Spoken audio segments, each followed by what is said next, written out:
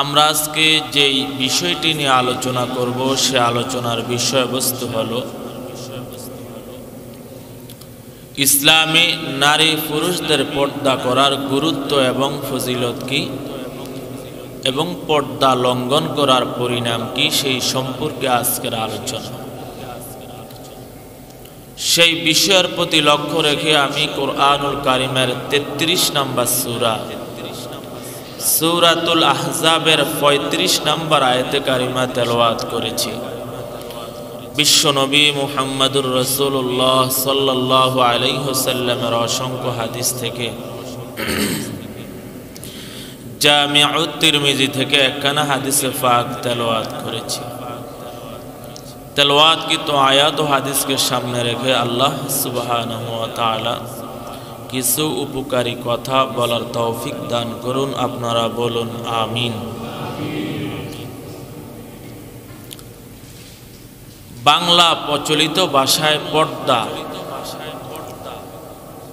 শব্দটি ব্যবহার হয়ে থাকে। আরবিতে যাকে বলা হয় হিজাব,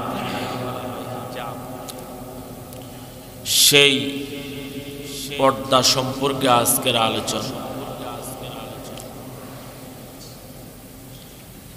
পৃথিবীর সূচনা লগ্ন আদিকাল থেকে মানুষ নিজের সতর ডাকতেন গাছের বাকল অথবা গাছের পাতা দ্বারা। যখনই পশ্চিমা সভ্যতা এর কালচার মানুষ গ্রহণ করা শুরু করলেন, আল্লাহ রাব্বুল আলামিন তখনই মানুষদের জন্য পোশাক নাজিল করলেন। যেরকম সুবহানাল্লাহ। পোশাকের মাধ্যমে মানুষের সৌন্দর্যতা প্রকাশ পায়। পোশাকের মাধ্যমে মানুষ নিজের সতর রাখতে পারে। পোশাকের মাধ্যমে মানুষ আল্লাহ পাকের একটি ফরজ গুরুত্বপূর্ণ বিধান আদায় করতে পারে। সেই হিজাব বা পর্দা কি জিনিস, যার শাব্দিক অর্থ হলো ঢাকা, আবরণত্ব করা, নিজেকে সংযত রাখা, শাব্দিক শব্দ হিসাবে ব্যবহৃত হয়ে থাকে। শরীয়তের পরিভাষায় পর্দা হলো মানুষের নির্দিষ্ট অঙ্গ প্রত্যঙ্গ আল্লাহ পাকের পক্ষ থেকে নাজিলকৃত পোশাকের মাধ্যমে ঢেকে রাখাকে পর্দা বলা হয়। কিন্তু সাধারণত পর্দা বলতে আল্লাহ পাকের হুকুম দৈহিক এবং আত্মিক অর্থাৎ বাহ্যিক এবং অভ্যন্তরীণ পবিত্রতা অর্জন করাকে পর্দা বলা হয়। যেমন তহারত শব্দের অর্থ হলো পবিত্রতা অর্জন করা, তাসকিয়া শব্দের অর্থ হলো পবিত্রতা অর্জন করা। তহারত শব্দের অর্থ হলো এমন পবিত্রতা অর্জন করা দেহের মধ্যে যত নাজাসাত আছে সেই নাজাসাত থেকে পবিত্রতা অর্জন করা। জানাবাত হলে গোসলের মাধ্যমে পবিত্রতা অর্জন করা। পোশাকের মধ্যে নাজাসাত লাগলে সেই নাজাসাত দ্রুত করার মাধ্যমে পবিত্রতা অর্জন করাকে বলা হয় তহারত। তাসকিয়া শব্দের অর্থ হলো পবিত্রতা, কিন্তু এই পবিত্রতা দৈহিক পবিত্রতা নয়, এই পবিত্রতা বাহ্যিক পবিত্রতা নয়, এই পবিত্রতা হলো আত্মার পবিত্রতা অর্জন করা। আল্লাহ রাব্বুল আলামিন মানব জাতিকে যে পোশাকের বিধান দান করলেন, সেই পোশাকের মাধ্যমে বান্দা আত্মা পবিত্রতা করার একটি মাধ্যম এর জন্য আল্লাহ তাআলা ইসলামের মধ্যে ফরজ বিধান চালু করে দিয়েছেন, পর্দার বিধান। বুঝে আসে নিজের আত্মাকে পবিত্র করা যাবে তহারতের মাধ্যমে নয়, বরং আত্মাকে পবিত্র করার জন্য তাজকিয়ার প্রয়োজন। কিসের প্রয়োজন? তাজকিয়ার প্রয়োজন। প্রিয় বন্ধুগণ, সেই আত্মা পবিত্র করবার জন্য এবং নিজের দৌহিক বাহ্যিক পবিত্রতা অর্জন করার জন্য আল্লাহ তাআলা মানব জাতিকে পর্দার বিধান নাজিল করে দিয়েছেন, বিধান দান করেছেন। আরেকটি বিষয় লক্ষ্য করলে দেখবেন, আল্লাহ পাকের অন্য যত ফরজ বিধান আছে সেগুলো কাজা করার সুযোগ আছে না নাই? নামাজ তরক করলাম, কাজা করার সুযোগ আছে। রোজা রাখলাম, কাজা করার সুযোগ আছে। যাকাত সময় মতো দিলাম না, পরে দেওয়ার সুযোগ আছে। সামর্থ্য থাকলে আল্লাহ তাআলা হজ ফরজ করে দিয়েছেন, সঠিক সময় করতে পারলাম না, অন্য সময় করে নেওয়ার সুযোগ আছে। রমজান মাসের রোজা সঠিক সময় রাখতে পারলাম না, অন্য সময় কাজা করার সুযোগ আছে না নাই? আছে।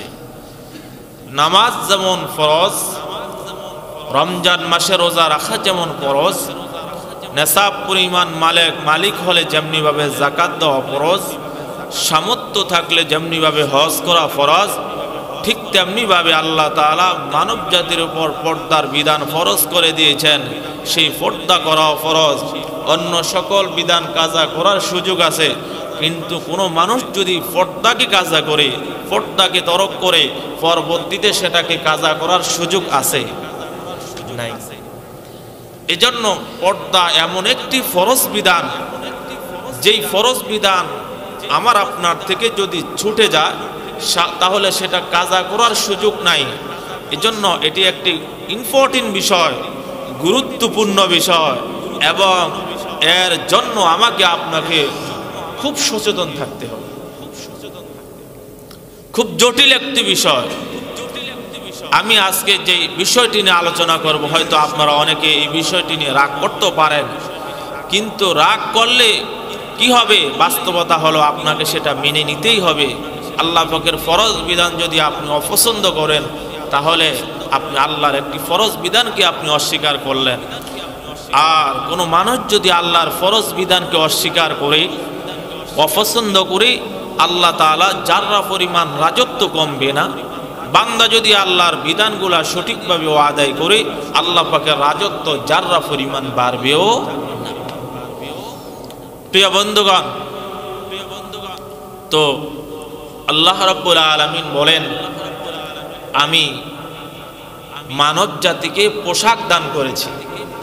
আদিকাল থেকে মানুষ গাছের বাকল এবং পাতা পরিধান করার মাধ্যমে নিজের শত্রু ডাকতেন, কিন্তু আল্লাহ তাআলা মানব জাতির উপর দয়া করে পর্দায় থাকার জন্য আল্লাহ তাআলা পোশাকের ব্যবস্থা করলেন। কুরআনুল কারীমের মধ্যে আল্লাহ রাব্বুল আলামিন বলেন, ইয়া বনি আদম, হে বনি আদম, কদ আনজালনা আলাইকুম লিবাসা, আমি তোমাদেরকে পোশাক দান করেছি, ইওয়ারি সাওয়াতিকুম ওয়ারিশা, যাতে করে এই পোশাকের মাধ্যমে নিজের শত্রু রাখতে পারো, ফরজ আদায় করতে পারো, ওয়ারিশা, এবং পোশাকের মাধ্যমেই তোমার দেহের সৌন্দর্যতা বৃদ্ধি পাবে। কথা কোন ঠিক কিনা? পোশাক পরলেই মানুষের সৌন্দর্যতা বৃদ্ধি পায়। প্রিয় বন্ধুগণ, আমি এই বিষয়টি আলোকপাত করার জন্য কুরআনুল কারীমের 33 নম্বর সূরা, সূরাতুল আহজাবের 35 নম্বর আয়াতে কারিমা তেলাওয়াত করেছি। আল্লাহ তাআলা এই পর্দার বিধানের গুরুত্ব বোঝাবার জন্য সূরাতুল আহজাবের মধ্যে একাধিক আয়াতে কারিমা নাজিল করেছেন, সূরাতুন নূরের মধ্যে একাধিক আয়াতে কারিমা নাজিল করেছেন। সরকারে দো আলম বিশ্ব নবী মুহাম্মদুর রাসূলুল্লাহ সাল্লাল্লাহু আলাইহি ওয়াসাল্লামের অসংখ্য হাদিস আছে পর্দা ফরজ হওয়ার গুরুত্ব বোঝাবার জন্য। তো কুরআনুল কারীমের 33 নম্বর সূরা, সূরাতুল আহজাবের 35 নম্বর আয়াতে কারিমা আমি শুরুতেই পড়েছি। এই আয়াতটি নাজিল হওয়ার প্রেক্ষাপট আগে জানতে হবে। আল্লাহ তাআলা পর্দাকে কতটা সেনসিটিভ বিষয়, কতটা গুরুত্বপূর্ণ বিষয়, আল্লাহ সেটা বোঝাবার জন্য সূরাতুল আহজাবের 35 নম্বর আয়াতে কারিমা নাজিল করেছেন। একটি ব্যাকরণ ভাষা আগে জানতে হবে, সেটা হলো এই, বাংলা বলেন, আরবি বলেন, ইংরেজি বলেন, নির্দিষ্ট কিছু শব্দ আছে, এই শব্দগুলা দ্বারা পুলিঙ্গ বোঝায় এবং স্ত্রীলিঙ্গ বোঝায়। কথা কন ঠিক কিনা? যেমন যুবক বলার দ্বারা আমরা পুলিঙ্গ বুঝি, যুবতী বলার দ্বারা স্ত্রীলিঙ্গ বুঝি। ইংরেজি ভাষা হি শব্দের অর্থ সে, সি শব্দের অর্থ সে। তাহলে হি দ্বারা পুলিঙ্গ বোঝা, সি দ্বারা স্ত্রীলিঙ্গ বোঝা। আরবি ভাষার মধ্যে মুসলিমিন শব্দ দ্বারা পুলিঙ্গ বোঝায়, মুসলিমাত শব্দ দ্বারা কি বোঝায়? স্ত্রীলিঙ্গ বোঝায়। তো আল্লাহ রাব্বুল আলামিন কুরআনুল কারীমের বেশিরভাগ জায়গায় আল্লাহ তাআলা পুলিঙ্গ শব্দ ব্যবহার করে। এই শব্দের অধীনে আল্লাহ তাআলা নারীদের বিধান এর আওতাভুক্ত করে দিয়েছে। যেমন আল্লাহ তাআলা কুরআনুল কারীমের মধ্যে বলেছেন, ওয়া আকিমুস সালাহ, নামাজ কায়েম করো। এখানে পুলিঙ্গ শব্দ ব্যবহার করে এই শব্দের আওতায় আল্লাহ তাআলা মহিলাদেরকেও নিয়ে এসেছেন, নারীদেরকেও নিয়ে এসেছেন। ও আতুজ যাকাত, যাকাত আদায় করো, এখানে পুলিঙ্গ শব্দ ব্যবহার করে নারীদেরকেও এই শব্দের আওতায় নিয়ে এসেছেন। বেশিরভাগ জায়গায় আল্লাহ তাআলা পুরুষকে সম্বোধন করে সেই সম্বোধনকৃত বস্তুর মধ্যে নারীদেরকেও নিয়ে এসেছেন। আল্লাহ তাআলা যখন কুরআনুল কারীমের মধ্যে এই আচরণ করলেন, মহিলা সাহাবীদের একটা কাফেলা বিশ্বনবীর কাছে আসলেন। আসার পরে আল্লাহর হাবিবকে প্রশ্ন করলেন, আমি যেই আয়াতটি তেলাওয়াত করেছি সূরাতুল আহজাবের 35 নম্বর আয়াত, এই আয়াত নাজিল হওয়ার প্রেক্ষাপট, কুরআনুল কারীমের মধ্যে আল্লাহ রাব্বুল আলামিন আয়াত এবং সূরাকে 3টি প্রেক্ষাপটে নাজিল করেছেন। কয়টি প্রেক্ষাপটে? 3টি প্রেক্ষাপটে নাজিল করেছেন। একটি প্রেক্ষাপট হলো মানুষের কোন প্রশ্নের জবাবে আল্লাহ তাআলা কখনো আয়াত বা সূরা নাজিল করেছেন, অথবা কোনো জটিল কোনো সমস্যা সৃষ্টি হয়েছে, সেই সমস্যা সমাধান করবার জন্য আল্লাহ তাআলা কুরআনের আয়াত বা সূরা নাজিল করেছেন, অথবা কোনো ঘটনাকে কেন্দ্র করে আল্লাহ তাআলা কুরআনের আয়াত বা সূরা কি করেছেন? নাজিল করেছেন। এই 3টি প্রেক্ষাপটের কারণে আল্লাহ তাআলা আয়াত এবং সূরা নাজিল করে থাকেন। সূরাতুল আহজাব এর 35 নম্বর আয়াতে কারিমা আল্লাহ পাক তখনই নাজিল করলেন, মহিলা সাহাবীর একটা কাফেলা বিশ্বনবীর কাছে আসলেন। প্রিয় মুসলমান ভাইয়েরা আমার, মহিলা সাহাবীদের একটা কাফেলা যখন আল্লাহর হাবিবের কাছে আসলেন, আসার পর বললেন, ইয়া রাসূলুল্লাহ, আল্লাহ রাব্বুল আলামিন কুরআনুল কারীমের বেশিরভাগ জায়গায় পুলিঙ্গ শব্দ ব্যবহার করে সেখানে নারীদেরকেও তাদের আওতায় মুক্ত করে দিয়েছেন। আল্লাহ তাআলা পুলিঙ্গ শব্দ ব্যবহার করে নারীদেরকে আর আওতায় এনেছেন, নারীদের জন্য আলাদা শব্দ ব্যবহার করেন নাই। তার মানে আল্লাহ রাব্বুল আলামিন কি পুরুষদেরকে বেশি ভালোবাসেন, নারীদেরকে কি কম ভালোবাসেন? আমরা এই বিষয়টা আপনার কাছে স্পষ্ট করে জানতে চাই। সাহাবায়ে কেরাম মহিলারা যখন এমন প্রশ্ন আল্লাহর হাবিবকে করলেন, আল্লাহ রাব্বুল আলামিন মহিলাদের এই প্রশ্নের জবাব কি দিবেন, তখনই আল্লাহ রাব্বুল আলামিন কুরআনুল কারীমের 33 নম্বর সূরা সূরাতুল আহজাবের 35 নম্বর আয়াতে কারিমা নাজিল করে মহিলা সাহাবীদেরকে আল্লাহ রাব্বুল আলামিন নিজেই জবাব দিয়ে দিলেন। আল্লাহ রাব্বুল আলামিন কুরআনুল কারীমের মধ্যে বলেছেন, ইন্নাল মুসলিমিনা ওয়াল মুসলিমাতি ওয়াল মুমিনিনা ওয়াল মুমিনাত, নিশ্চয় মুসলমান পুরুষ এবং মুসলমান নারী, মুমিন পুরুষ এবং মুমিন নারী, ওয়াল কানিতিনা ওয়াল কানিতাত, আনুগত্যশীল পুরুষ আনুগত্যশীল নারী, আস-সাদিকিনা ওয়াস-সাদিকাত, সত্যবাদী পুরুষ এবং সত্যবাদী নারী, আস-সাবিরিনা ওয়াস-সাবিরাত, ধৈর্যশীল পুরুষ এবং ধৈর্যশীল নারী, ওয়াল খাশিঈনা ওয়াল খাশিআত, বিনয়ী পুরুষ এবং বিনয়ী নারী, অস-সাইমিনা ওয়াস-সাইমাত, রোজাদার পুরুষ এবং রোজাদার নারী, ওয়াল হাফিজিনা ফুরুজাহুম ওয়াল হাফিজাত, চরিত্র হেফাজতকারী পুরুষ, চরিত্র হেফাজতকারী নারী, ওয়ায-যাকিরিনা আল্লাহ কাসীরান ওয়ায-যাকিরাত, আল্লাহকে অধিক জিকিরকারী পুরুষ এবং অধিক জিকিরকারী নারী, আ'আদ্দা লাহুম মাগফিরাতান ওয়া আজরান আযীমা, তাদের সকলের জন্য আল্লাহর পক্ষ থেকে মহা ক্ষমার ব্যবস্থা রাখা হয়েছে। সুবহানাল্লাহ।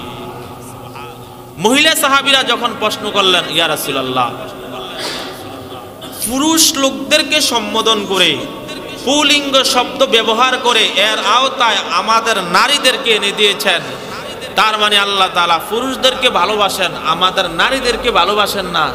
তখন আল্লাহ তাআলা এই আয়াত নাজিল করে জানিয়ে দিলেন, হে নারী জাতিরা, শুনে রাখো, তোমাদেরকে এই যে 10টি গুণের কথা বললাম, এই 10টি গুণ যারাই অর্জন করবে, পুরুষ হোক আর নারী হোক, এখানে কোনো ভেদাভেদ নাই, মত পার্থক্য নাই, সকলের জন্য আমি আল্লাহ তাআলা উন্মুক্ত ক্ষমার ব্যবস্থা করে দিয়েছি। জোরে কোন সুবহানাল্লাহ। এই আয়াতের মাধ্যমে আল্লাহ তাআলা জানিয়ে দেন। প্রিয় বন্ধুগণ, এখন সাহাবীরা, মহিলা সাহাবীরা রাসূলকে প্রশ্ন করলেন, ইয়া রাসূলুল্লাহ, আল্লাহ তাআলা এমন বৈশিষ্ট্য কেন নিলেন, আল্লাহ তাআলা এমন আদত কেন গ্রহণ করলেন? আমার বন্ধুগণ, আল্লাহর হাবিব সাহাবায়ে কেরামকে জানাইয়া দিলেন, আমার সাহাবীরা তোমরা শোনো, আল্লাহ রাব্বুল আলামিন পুলিঙ্গ শব্দ ব্যবহার করলেন, স্ত্রীলিঙ্গ শব্দ ব্যবহার করেন নাই। আল্লাহ রাব্বুল আলামিন অন্য কোন গুরুত্ব বুঝাবার জন্য নয়, একমাত্র গুরুত্ব বুঝাবার জন্য, সেটা হলো মহিলার দেহ যেমন পর্দা করা ফরজ, চোখের হেফাজত করা যেমন ফরজ, সৌন্দর্য রক্ষা করা যেমন ফরজ, মহিলার নামও মানুষের কাছে উচ্চারণ করাটাও আল্লাহ রাব্বুল আলামিন ফরজ করে দিয়েছে। আমার বন্ধুগণ, মহিলার সৌন্দর্য যেমনি ভাবে গোপন রাখতে হবে, মহিলার দেহকে যেমনি ভাবে গোপন রাখতে হবে, মহিলার চক্ষুকে যেমনি ভাবে হেফাজত করতে হবে, আল্লাহ রাব্বুল আলামিন গোটা মানব জাতিকে কথা জানাইয়া দিলেন। পুলিঙ্গ শব্দ ব্যবহার করলেন, স্ত্রীলিঙ্গ শব্দ ব্যবহার না করে মহিলাদেরকে পুলিঙ্গ শব্দের আওতাভুক্ত করে তাদেরকে বিধান জারি করে দিলেন। হে দুনিয়ার মহিলা জাতিরা, শুনে রাখো, খবরদার খবরদার, তোমাদের নামকেও আমি আল্লাহ রাব্বুল আলামিন সতর হিসাবে, গোপন হিসাবে রেখে দিয়েছি। পর্দার কি গুরুত্ব বুঝিয়েছে প্রিয় বন্ধুগণ, এই ব্যাকরণের ভাষা যদি আপনি গভীরভাবে মনোযোগ দেন, তাহলে আল্লাহ তাআলা মহিলাদের পর্দার ব্যাপারে কতটা গুরুত্ব দিয়েছেন, তাহলে বুঝে আসে মহিলার নাম পর্যন্ত যেখানে সেখানে যত্রতত্র উচ্চারণ করা যাবে না। আমার বন্ধুগণ, আমি যদি আপনাদেরকে আরেকটু গভীরভাবে যদি দৃষ্টান্ত দেই, তাহলে আপনারা আরো স্পষ্ট করে বুঝতে পারবেন। এই পৃথিবীর মধ্যে আসমানের নিচে জমিনের উপরে সবচাইতে দামি মানুষকে সরকারে দো আলম, এই পৃথিবীর মধ্যে যত মানুষ আছে সকল মানুষের চাইতে আল্লাহর কাছে পছন্দনীয় মানুষকে, কথা বলেন না কেন, সরকারে দো আলম, সরকারে দো আলমের 4 জন মেয়ে কন্যা ছিলেন। আল্লাহর হাবিবের জীবদ্দশা 11টি বিয়ে করেছেন, 11 জন স্ত্রী ছিলেন। আমার বন্ধুগণ, দুনিয়ার মধ্যে কত নেককার নারী ছিলেন। আল্লাহ রাব্বুল আলামিন সরকারে দো আলমের কোন স্ত্রীর নাম কোরআনের মধ্যে উল্লেখ করেন নাই, নবীজির 4 জন মেয়ের নাম কোরআনের মধ্যে উল্লেখ করেন নাই, কোরআনুল কারীমের মধ্যে কোন নেককার নারীর নাম উল্লেখ করেন নাই, শুধু একজন নারীর নাম উল্লেখ করেছেন। আপনারা বলেন সেই নারীর নাম কি? হযরতে মারিয়াম আলাইহিস সালামের নাম উল্লেখ করলেন। কিন্তু আমার বন্ধুগণ, এই পৃথিবীর মধ্যে আল্লাহর কাছে সবচাইতে দামি মানুষ তার হাবিব সরকারে দো আলম, তার স্ত্রীর নাম উল্লেখ করলেন না, তার মেয়ের নাম উল্লেখ করলেন না, দুনিয়ার কোন নেককার নারীর নাম উল্লেখ করলেন না। আল্লাহ রাব্বুল আলামিন নারী জাতিকে জানাইয়া দিলেন, হে নারী জাতিরা, তোমাদের চক্ষু হেফাজত করা যেমন ফরজ, তোমাদের দেহ হেফাজত করা যেমন ফরজ, তোমাদের সতীত্ব হেফাজত করা যেমন ফরজ, তোমাদের সৌন্দর্য হেফাজত করা যেমন ফরজ, আমি আল্লাহ রাব্বুল আলামিন তোমাদের নামকেও গোপন রাখাটাকেই ফরজ করে দিয়েছি। প্রিয় বন্ধুগণ আমার, এবার আপনারা আমাকে প্রশ্ন করবেন, হুজুর দুনিয়ার কোন নারীদের নাম আল্লাহ রাব্বুল আলামিন উল্লেখ করলেন না, সরকারে দো আলমের মেয়ের নাম উল্লেখ করলেন না, স্ত্রীদের নাম উল্লেখ করলেন না, নেককার নারীদের নাম উল্লেখ করলেন না, কিন্তু মারিয়মের নাম কেন উল্লেখ করলেন সেটাও জানা দরকার আছে না নাই? হযরতে মারিয়মের নাম আল্লাহ রাব্বুল আলামিন কেন উল্লেখ করলেন? এর একমাত্র কারণ ছিল, হযরতে ঈসা আলাইহিস সালামের উম্মত ছিলেন খ্রিস্টানেরা। খ্রিস্টানদের চিন্তা চেতনা ছিল মারিয়াম ছিলেন আল্লাহর স্ত্রী। নাউজুবিল্লাহ বলবেন না। মারিয়াম হলো আল্লাহর স্ত্রী। মারিয়ামকে আল্লাহ রাব্বুল আলামিন পুত্র সন্তান দান করলেন হযরতে ঈসা আলাইহিস সালাম। খ্রিস্টানদের দাবি হলো, খ্রিস্টানদের ধারণা হলো মারিয়াম হলো আল্লাহর স্ত্রী আর ঈসা আলাইহিস সালাম হলো আল্লাহর সন্তান। এই চিন্তা চেতনা লালন করতেন। আবার খ্রিস্টানরা এটাও লালন করতেন, খ্রিস্টানরা কখনো স্ত্রীরা স্বামীর নাম মুখে উচ্চারণ করতেন না, আবার স্বামীরাও কখনো স্ত্রীর নাম উচ্চারণ করতেন না। আমাদের দেশের মধ্যে কিছু সংখ্যক মহিলারা আছে যে তারা মনে করে না আমার স্বামীর নাম মুখে নেওয়া যাবে।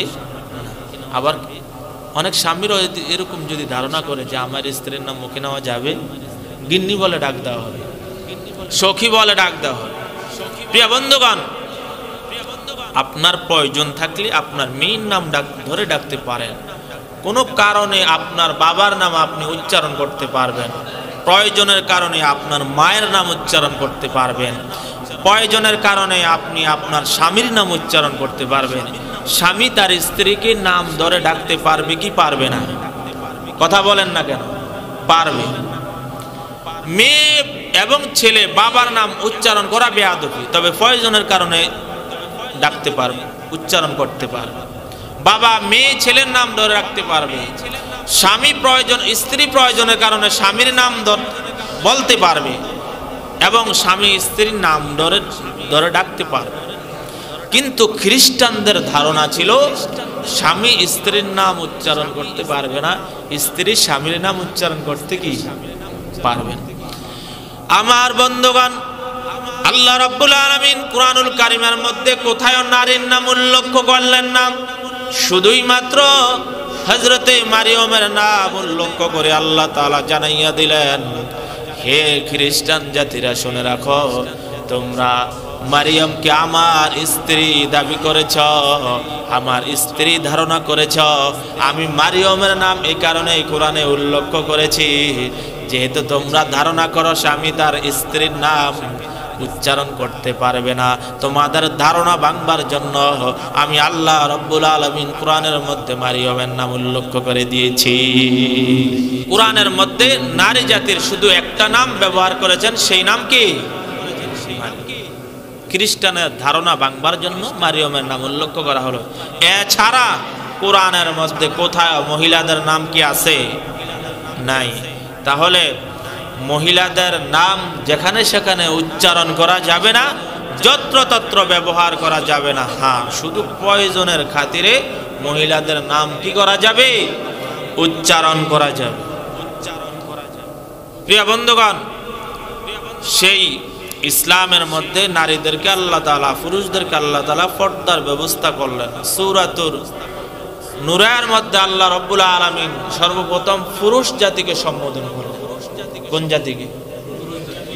পুরুষ জাতিকে আল্লাহ রাব্বুল আলামিন সম্বোধন করলেন। কুল্লিল মুমিনিনা ইয়াগুদ্দু মিন আবসারিহিম ওয়া ইয়াহফাযু ফুরুজাহুম যালিকা আসকা লাহুম ইন্নাল্লাহা খবীরুম বিমা ইয়াসনাউন। জোরে বলুন আল্লাহু আকবার। আল্লাহ রাব্বুল আলামিন বলেন, হে মুমিন পুরুষেরা তোমরা শুনে রাখো, আমি আল্লাহ রাব্বুল আলামিন তোমাদের জন্য পর্দার বিধানের ক্ষেত্রে দুইটি জিনিস, পর্দার দুইটা বিষয়কে ফরজ করে দিয়েছি। জোরে বলেন, কয়টা বিষয়কে ফরজ করা হয়েছে? দুইটা বিষয়কে ফরজ করা হয়েছে। এক নাম্বার হলো ইয়াগুদ্দু মিন আবসারিহিম, তোমাদের দৃষ্টিকে হেফাজত করতে হবে, চোখকে নিচের দিকে অবনত করে রাখতে হবে, বেগানা নারীর দিকে যত্রতত্র তাকানো যাবে না, চোখের হেফাজত করতে হবে।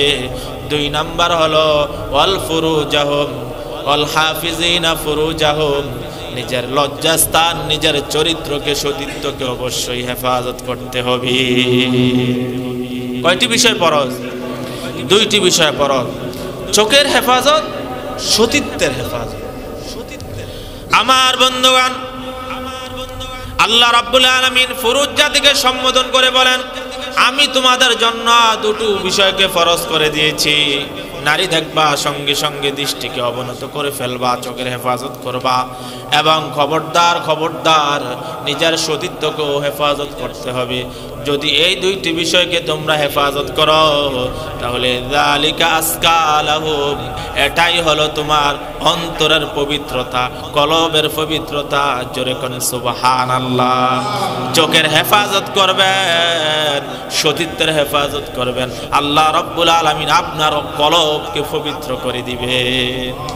কলব পবিত্র হয়ে যাবে।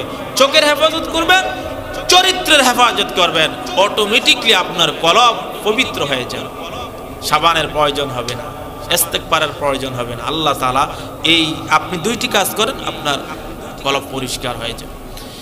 এবার আল্লাহ রাব্বুল আলামিন কুরআনুল কারীমের পরবর্তী আয়াতের মধ্যে সূরাতুন নূরের মধ্যে মহিলাদেরকে বা সম্বোধন করলেন, قل للمؤمنات يغضضن من أبصارهن ويحفظن فروجهن ولا يبدين زينتهن। আল্লাহ রাব্বুল আলামিন বলেন, হে নবী আপনি এবার মুমিন নারীদেরকে বলে দেন, হে মুমিন নারীরা, আমি আল্লাহ রাব্বুল আলামিন তোমাদের জন্য তিনটি বিষয়কে ফরজ করে দিয়েছি। কয়টি বিষয়কে ফরজ করা হয়েছে? তিনটি বিষয়কে ফরজ করা হয়েছে। এক নাম্বার হলো ইয়াগুদুদনা মিন আবসারিহিন্না, চোখের হেফাজত, দৃষ্টিকে অবনত করা।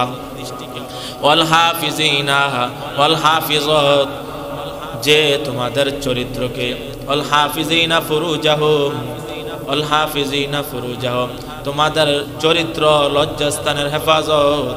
ওয়ালা ইউবদিনা যিনাতাহুন্না, এবং সৌন্দর্যতার হেফাজত। কয়টি হেফাজত? তিনটি হেফাজত।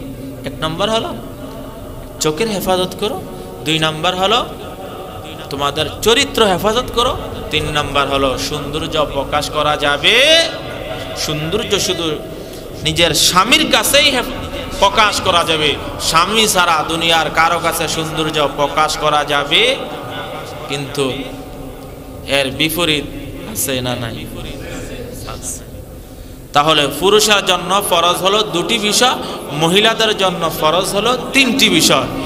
এই তিনটি বিষয়কে যদি আপনি হেফাজত করেন, আল্লাহ রাব্বুল আলামিন আপনাকে দুনিয়ার মধ্যে নিরাপত্তার গ্যারান্টি দিয়ে দিয়েছেন। জোরে কোন সুবহানাল্লাহ। হে নারী জাতিরা, তোমরা যদি এই তিনটি বিষয়ের হেফাজত করতে পারো, নিরাপত্তার গ্যারান্টি আমি আল্লাহ রাব্বুল আলামিন দিয়ে দিলাম। দুনিয়ার মধ্যে তুমি দর্শিতা হইবা না, দুনিয়ার মধ্যে তোমাকে দর্শন করা হবে না, দুনিয়ার মধ্যে তোমাকে কখনো ইফটিজিং করা হবে না, দুনিয়ার মধ্যে তোমাকে কোনো পুরুষ উত্ত্যক্ত করতে পারবে না, উত্ত্যক্ত করতে পারবে না।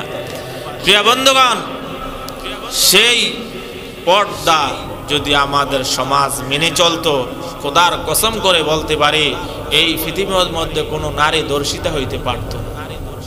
প্রিয় বন্ধুগণ, একজন নারী বালেগ হওয়ার সঙ্গে সঙ্গে তার উপর পর্দা করা ফরজ হয়ে যায়। একজন পুরুষ বালেগ হওয়ার পরপরই তার উপর পর্দা করা ফরজ হয়ে যায়। আজকে যদি সেই নারী আর পুরুষ পর্দা মেনে চলতো, খোদার কসম বাংলাদেশের মধ্যে আসিয়ার মতো এত কম বয়সী নারী দর্শিতা হইতে পারত না। কথা বলেন ঠিক কিনা? কতদিন আগে সেই আসিয়া ধর্ষিতা হইল, আসামি শনাক্ত হইল, কিন্তু বাংলাদেশের ব্রিটিশ আইন এমন একটা আইন যে আইনের শাস্তি এখনো পর্যন্ত বাস্তবায়ন করতে পারে না। কথা বলেন ঠিক কিনা? যদি ইসলামী রাষ্ট্র হইতো, জোহরের ওয়াক্ত আসামি শনাক্ত হয়ে গিয়েছে, আর এক মুহূর্ত বিলম্ব নয়, সঙ্গে সঙ্গে তাকে আপনার সেই শাপলা চত্বরে জনসম্মুখে তাকে সঙ্গে সার করে তাকে দুনিয়া থেকে বিদায় করা হইতো। কথা বলেন ঠিক কিনা? এই জন্য দর্শন থেকে বাঁচবার জন্য এক নাম্বার কাজ হলো কি করা? পর্দা করা। আপনারা বলতে পারেন, হুজুর কম বয়সী নারী বালেগ হওয়ার আগেই তো ধর্ষিতা হচ্ছে, যেমন আসিয়া ধর্ষিতা হইল, সে তো বালেগ হয় নাই, তারপর তো পর্দা ফরজ হয় নাই, পর্দা ফরজ না হওয়া সত্ত্বেও কেন সে ধর্ষিতা হইল? আপনি মেনে নিতে হবে, ধর্ষিতা হওয়ার যত রূপরেখা আছে সেই রূপরেখা থেকে আপনার সন্তানকে আগে হেফাজত করতে হবে, আপনার নিজেকে হেফাজত করতে হবে। তাহলে ধর্ষিতার সকল রূপ থেকে যখন আপনি বেঁচে যাবেন, তাহলে বালেগ হওয়ার আগেও কোনো মেয়ে ধর্ষিতা হইতে পারবে। আমার বন্ধুগণ, এই পৃথিবীর মধ্যে আপনি যদি নিজেকে পর্দা করে চলেন, আপনি পুরুষ হন আর নারী হন, আপনি সমাজের মধ্যে নিরাপত্তার গ্যারান্টি পেয়ে চলতে পারবেন। আপনি কেমন ভাবে পর্দা মেনটেন করে চলবেন, আমি যদি আপনাদেরকে একটা দৃষ্টান্ত দেই তাহলেই আপনারা বুঝতে পারবেন। জলিলুল কদর পয়গম্বর হযরত মুসা আলাইহিস সালাম, কি নাম? হযরত মুসা পয়গম্বর নবুয়ত প্রাপ্ত হওয়ার পূর্বেই দেখেন, নবুয়ত পায় নাই, তখনও তিনি কতটা চোখের হেফাজত করলেন। হযরত মুসা আলাইহিস সালাম বড় হয়েছেন কার কাছে? আপনারা কি বলতে পারবেন? কথা বলেন না কেন? ফেরাউনের কাছে। কার কাছে? ফেরাউনের কাছে বড় হয়েছেন। ফেরাউনের বাবুর্চি ছিলেন, কিপ্তি বংশের এক লোক। এক পর্যায়ে কথাবার্তা বলতে বলতে হযরত মুসা পয়গম্বর ছিলেন রাগম্বিত, গরম মেজাজওয়ালা। এক পর্যায়ে রাগম্বিত হইয়া ফেরাউনের বাবুর্চি কিপ্তি বংশের এক লোককে থাপ্পড় মারলেন। থাপ্পড়ের সঙ্গে সঙ্গে ফেরাউনের বাবুর্চি দুনিয়া থেকে বিদায় গ্রহণ করেছেন।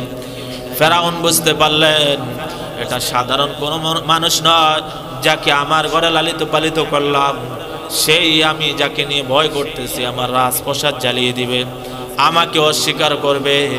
এটাই হলো সেই মুসা, তাকে আর দুনিয়ার মধ্যে রাখা যাবে না, তাকে পাকড়াও করে এখনই দুনিয়া থেকে বিদায় গ্রহণ করতে হবে।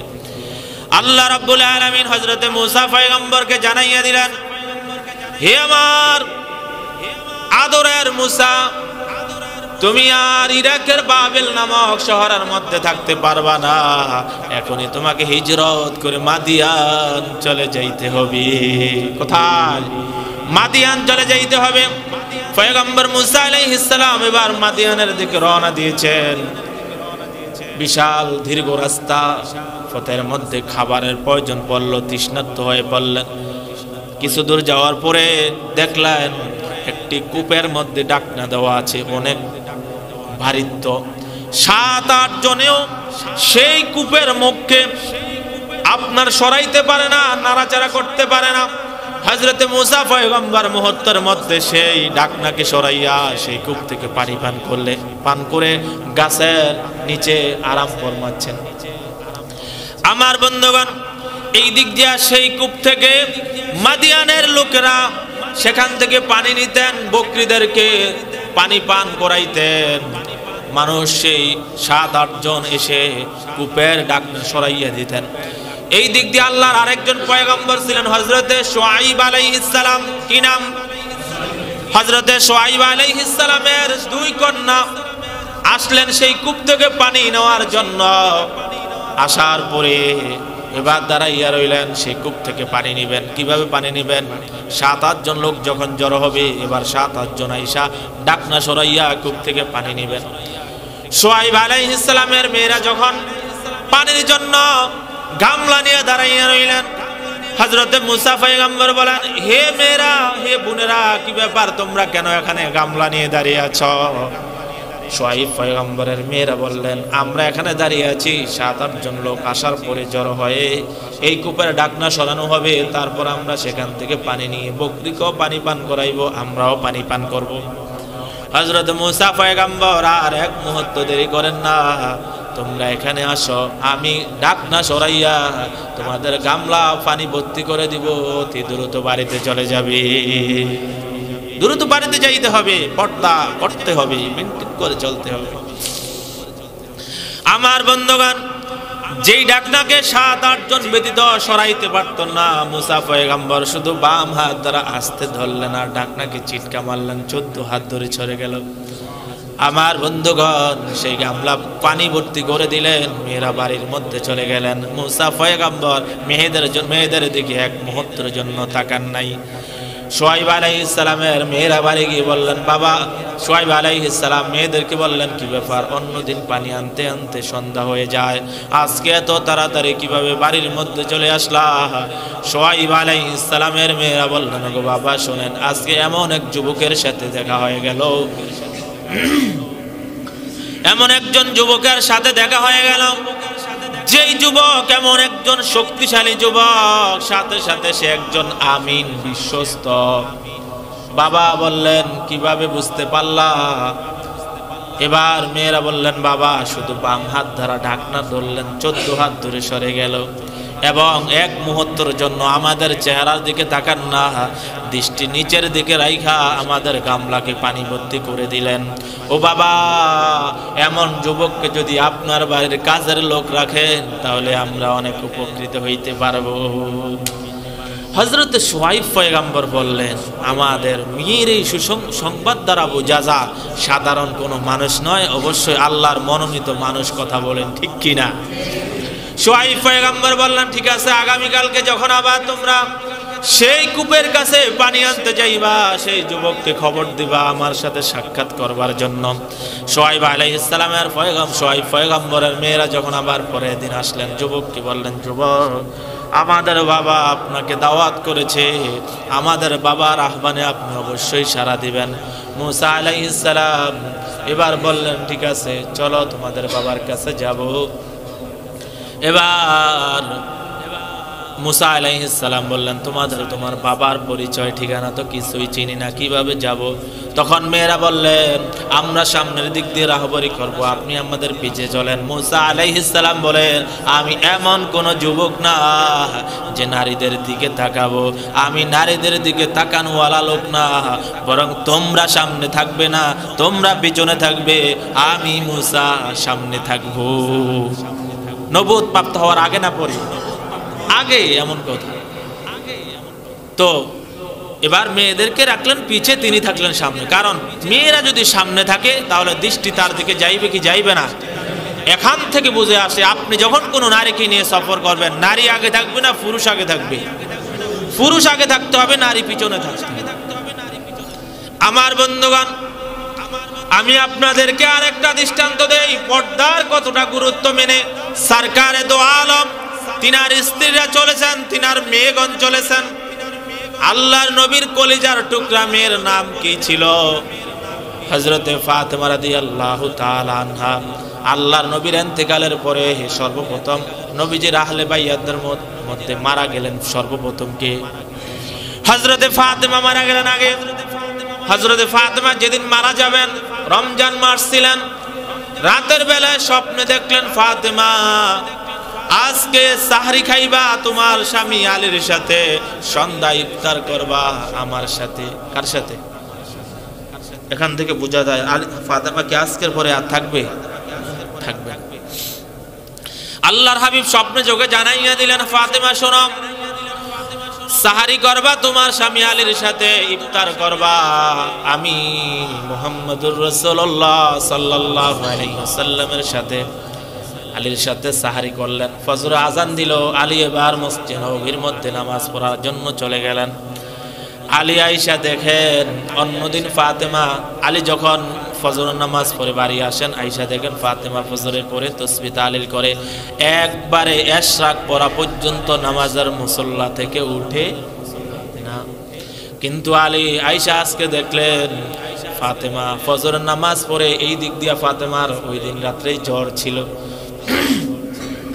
হযরত আলী দেখলেন ফাতেমা ফজরের নামাজ পড়ে এক মুহূর্ত দেরি করে নাই, এক দিক দিয়ে নিজের স্বামী আলী সন্তান হাসান আর হোসাইনের যতগুলা জামা আছে সকল জামাগুলা সাবান দিয়ে ভিজিয়ে রাখলেন, আরেক দিক দিয়ে চুলার মধ্যে পানি গরম করা শুরু করলেন, আরেক দিক দিয়ে রুটির খামিরা তৈরি করা শুরু করলেন। আলী ঘরের মধ্যে ফাতেমাকে না পাইয়া এশরাকের নামাজের মুসল্লার মধ্যে যখন না পাইয়া আশ্চর্য হয়ে গেলেন। ফাতেমাকে যখন তন্ন তন্ন করে তালাশ করে পাকের ঘরে পাইলেন, রান্নাঘরে পাইলেন, গিয়ে জিজ্ঞাসা করলেন ফাতেমা কিছুই তো বুঝলাম না, একদিক দিয়া তুমি ঘরের সকল পোশাকগুলাকে পানির মধ্যে ভিজাইয়া দিলা, আর আরেক দিক দিয়া চুলার মধ্যে পানি ফুটন্ত করা শুরু করলা, আরেক দিক দিয়া গামলার মধ্যে তুমি আটার খামিরা তৈরি করা শুরু করলা, কিছুই তো বুঝলাম না। অন্যদিন তো তোমাকে এশরাক পড়া ছাড়া নামাজের মুসল্লা থেকে উঠতে দেখি নাই। হযরতে ফাতেমা এবার চোখের পানি ছেড়ে বললেন, স্বামী আলী শুনে রাখেন, গত রাতে আমি স্বপ্নে দেখেছি আমার বাবা আমাকে বলেছে ফাতেমা সাহারি করবা তোমার স্বামী আলীর সাথে, ইফতার করবা তোমার বাবা মুহাম্মদুর রাসূলুল্লাহর সাথে। ওগো আলী শুনে রাখেন, আজকের পরে আমি আর দুনিয়ার মধ্যে থাকবো না। এবার আলী যখন ফাতেমার এমন কথা শুনলেন, ফাতেমাকে জড়াইয়া জড়া কান্না শুরু করলেন। এই দিক দিয়ে হাসান আর হোসাইন যখন আব্বা আম্মার কান্না দেখা শুরু করলেন, জিজ্ঞাসা করলেন বাবা মা আপনারা কেন কান্নাকাটি শুরু করতেছেন? যখন হাসান আর হোসাইন এবার আব্বা আম্মাকে এভাবে বিরক্ত করা শুরু করলেন, মা বললেন তোমাদের নানার কবরস্থানের মধ্যে যাও, নানা তোমাকে সঠিক জবাব দিয়ে দিবে। হাসান আর হোসাইন যখন ফাতেমাকে বিরক্ত করতেন তখন ফাতেমা অনেক সময় বলতেন নানার কবরস্থানের মধ্যে চলে যাও, কারণ আল্লাহর নবী হলো হায়াতুন নবী, কবর থেকে নাতিদের সাথে কথা বলতেন, নাতিরাও আল্লাহর নবীর সাথে কথা বলতেন। আমাদের দেশের বন্ড বেদাতিরা বলে আমরা নাকি নবীকে বলেছি নবী মরে গিয়েছেন, নবীকে আমরা হায়াতুন নবী মানি না। আহলে সুন্নাত ওয়াল জামাতের আকীদা হলো নবী কি নবী? হায়াতুন নবী। আমার নবী, আমার বন্ধুগণ, হযরতে হাসান আর হোসাইন মায়ের বক্তব্য শোনার পরে আল্লাহ নবীর কবরস্থানের মধ্যে চলে গেলেন। সেখানে যাওয়ার পরে এবার নানা বললেন আমার নাতিরা শোনো, হে হাসান আর হোসাইন আজকে আমার কবরস্থানের মধ্যে আসতে হবে না, মায়ের চেহারা তাকাইয়া দেখো, আজকের পরে আর তোমরা তোমাদের মাকে চোখে দেখবা না, আজকের পরে মাকে দেখবা না, মায়ের চেহারার দিকে তাকাইয়া থাকো। হাসান আর হোসাইন বুঝতে পারলেন আমাদের মা আজকে আর পরে আর দুনিয়াতে থাকবে না। হযরতে ফাতেমার কাছে আবার যখন হাসান আর হোসাইন চলে আসলেন, এই দিক দিয়ে আমার বন্ধুগণ যোহরের ওয়াক্ত হয়ে গেল। হযরত আলী যোহরের নামাজ পড়ার জন্য মসজিদে চলে গেলেন। যোহরের পরে হযরতে ফাতেমার শরীর আস্তে আস্তে যখন দুর্বলতার দিকে চলে গেল, অসুস্থতা আরো বেড়ে গেল, হাসানকে বললেন তোমার বাবাকে খবর দাও। বাবাকে খবর দিয়ে আনা হলো। বলল গো আলী, আমার বাবা আমাকে তোমার সাথে বিয়ে দিয়েছেন, তোমার হক সঠিকভাবে আদায় করতে পারি নাই। আলী তুমি আমাকে ক্ষমা করে দিও, আমাকে যদি তুমি ক্ষমা না করো হাসরের ময়দানে আমার বাবা সরকার দো আলম আমার জন্য লজ্জিত হতে হবে। এজন্য আমি আপনার হাত জোর করে বলি আপনি আমাকে ক্ষমা করে দিয়েন। ওগো আলী, আমার আরেকটা ওসিয়ত হলো আমার মৃত্যুর পরে আপনি বিয়ে করবেন এবং আপনার সন্তানের খোঁজ খবর রাখবেন। আরেকটা ওসিয়ত হলো এই, আমি যখন মারা যাব, আমি মারা যাওয়ার পরে আমাকে রাতের মধ্যেই দাফন দিয়ে দিবেন, তবে কোনো মানুষকে জানাইবেন না, রাতের মধ্যেই দাফন দিবেন। আপনারা যেই কয়েকজন লোক থাকবেন ওই কয়েকজন মিলেই আমার জানাজার নামাজ পড়ে যত দ্রুত সম্ভব আমাকে দাফন দিয়ে দিবেন। আলী, আমি তো ইফতার আগেই মারা যাব, খবরদার আমাকে রাতের বেলায় দাফন করে দিবেন, বেশি বিলম্ব করবেন না, মানুষকে জানাইবেন না, যেই কয়জন থাকে ওই কয়জন নিয়েই আমাকে জানাজার নামাজ পড়ে দাফন করবেন। হযরতে আলী বললেন হে ফাতেমা, তুমি তো জান্নাতের সমস্ত রমণীদের সরদারিনী, তুমি সরকারে দো আলমের কলিজার টুকরা মেয়ে ফাতেমা। তোমার মৃত্যুর খবর শুনে মদিনার সকল সাহাবায়ে কেরাম আসবেন, তোমার জানাজার নামাজ পড়বেন। কেন তোমার বিষয়কে জানানো হবে না? হযরত ফাতেমা বললেন, ওগো স্বামী, আপনি যদি মানুষকে জানান, দুনিয়ার মধ্যে যদিও আমাকে দেখে নাই, আমার মৃত্যুর পর আমার লাশ যখন দেখবে, যদিও ডাকনা দেওয়া থাকবে, তারপর অনুমান করতে পারবে আমি ফাতেমা সরকারে দো আলমের মেয়ের লাশটা কতটা লম্বা, কতটা ভারী। আমি চাই না আমার মৃত্যুর পরে আমার লাশের ভারিত্ব অনুভব করক, আমার লাশের দীর্ঘতা অনুভব করক। এই জন্য আমার এই দীর্ঘতা অনুভব না করে রাতের মধ্যে আমাকে দাফন করে দিবে। মৃত্যুর পরও পর্দার কতটা গুরুত্ব। আমার বন্ধুগণ, হযরত আলীর কথা মতো, হযরত ফাতেমার কথা মতো হযরত আলী রাতের বেলায় দাফন করবেন। লোক হলো কয়জন? কথা বলেন। 3 জন। আলী, হাসান আর হুসাইন খাটিয়া ধরার জন্য লোক লাগবে কয়জন? 4 জন। কিন্তু ফাতেমা ওসিয়ত করলেন কাউকেই জানানো হবে না। সরকারে দো আলম তার একজন সাহাবী ছিলেন হযরতে আবু যর। আবু যরকে জানাইয়া দিলেন, আবু যর, এক মুহূর্ত আর দেরি নয়, আমার মেয়ে দুনিয়া থেকে বিদায় গ্রহণ করেছে, আমার মেয়ের খাটিয়া ধরে জানাজা পরে দাফন করে দিয়ে আসো। হযরতে আবু যরকে আল্লাহ রাব্বুল আলামিন এমন মাকাম আর মর্যাদা কেন দান করলেন সেটা অবশ্যই আমাদেরকে জানতে হবে। আল্লাহর রাসূল সাল্লাল্লাহু আলাইহি সাল্লামকে জিবরাইল আমিন বললেন, ওগো জিবরাইল, ওই যে চাদর মোড় দিয়ে হেঁটে যায় ওই লোকটাকে কি আপনি চিনেন? ওই লোকটা হলো আপনার সাহাবী হযরতে আবু যর। সরকারে দো আলম বললেন, হে জিবরাইল, তুমি আমার সাহাবী আবু যরকে কিভাবে চিনো? জিবরাইল বললেন, আমি জিবরাইল কি আপনার সাহাবী আবু যরকে চিনি না? না, আসমানের যত ফেরেশতা আছে সকল ফেরেশতা আপনার সাহাবী আবু যরকে চিনে। অন্য কোনো কারণ নয়, 2টি কারণ। 1 নম্বর কারণ হলো লিসিগারিহি আলা নাফসিহি, আবু যর নিজেকে এতটা ছোট মনে করেন, আবু যর মনে করেন তার মতো দুনিয়ার মধ্যে নগণ্য মানুষ আর কেউ নাই। আরেকটা হলো লিকাসরাতি তেলাওয়াতি সূরাতুল ইখলাস, আবু যর এত বেশি সূরাতুল ইখলাস তেলাওয়াত করলেন যার কারণে আল্লাহ রাব্বুল আলামিন তার আমলনামায় এত বেশি কোরআন খতমের সওয়াব দিলেন। আপনি যদি সূরাতুল ইখলাস একবার তেলাওয়াত করেন 10 পারা কোরআনের তেলাওয়াতের সওয়াব, 2 বার পড়বেন 20 পারার সওয়াব, 3 বার পড়বেন পূর্ণ খতম কোরআনের সওয়াব দিয়ে দিবেন কে? আমার বন্ধুগণ, জিবরাইল বললেন, শুধু আপনার সাহাবী আবু যরকে আমি চিনি না, আসমানের সমস্ত ফেরেশতারা চিনে। এই 2 কারণে। আমার বন্ধুগণ, শুধু তাই নয়, আবু যর আল্লাহ নবীর খেদমত করেছেন। নবীজির খেদমত করতে গিয়ে নিজের সংসার পর্যন্ত করেন না। হযরতে আবু যর গফারি খেদমতে খৈরুল বাশার, খেদমতে জিন্দেগানি না বানায়া আপনাগর আবু যর রাসূলের খেদমত করলেন, নিজের সংসারকে বর্জন করে দিয়েছেন। এই জন্য আল্লাহ তাআলা এমন মাকাম আর মর্যাদা দিলেন, যাও যাও আমার মেয়ের খাটিয়া ধরে দাফন করে দিয়ে আসো। প্রিয় বন্ধুগণ, আমার এই হাদিস বলার উদ্দেশ্য হলো এই, ফাতেমা তো দুনিয়ার মধ্যে পর্দা করেছেন, এই মৃত্যুর পরও ওসিয়ত করলেন, আলী আমার মৃত্যুর পরে মানুষকে জানাইবা না, আমার মৃত্যুর পরে রাতের বেলায় আমাকে দাফন করবা, খবরদার আমার লাশ পর্যন্ত যাতে করে দুনিয়ার কোনো মানুষ অনুভব করতে না পারে। এজন্য মহিলারা যখন মারা যাইবে মাইকে অ্যালাউন্স করবার জন্য মুয়াজ্জিন সাহেবকে এত ডাকাডাকির প্রয়োজন নাই। যত দ্রুত সম্ভব মহিলাদেরকে যত গোপনীয়তার সাথে পারা যায় তত গোপনীয়তার সাথে তাকে জানাজা নামাজ পড়ে দাফন করতে রাজি আছে ইনশাআল্লাহ।